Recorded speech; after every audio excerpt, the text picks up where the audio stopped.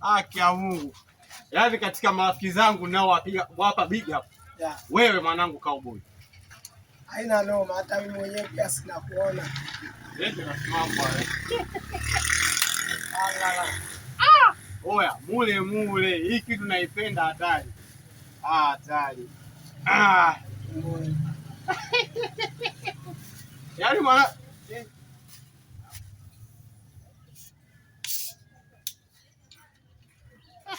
deki nakuja.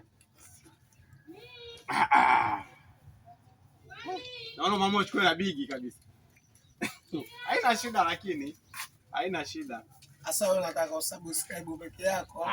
Mambo si bajeti. Acha hizo bana. Oya. Vipi?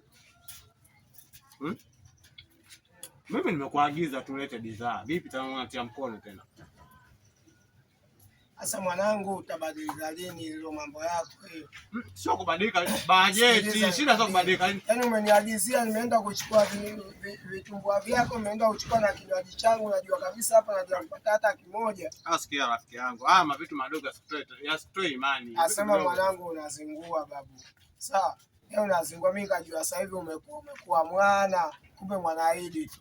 Wewe mimi Mwanaidi. Wewe mshamba tu. Mimi hata niko mshamba. Hivi vitu vidogo vidogo visitoe imani. Baridi wewe kula tu. Mimi nakuwa naishi navyo. Yaani mimi wewe mwanangu. Wewe watu wengine ulo. Nimemwagiza vitu vidogo. Vitumbua tu tunaenda kumtoa imani. Kweli.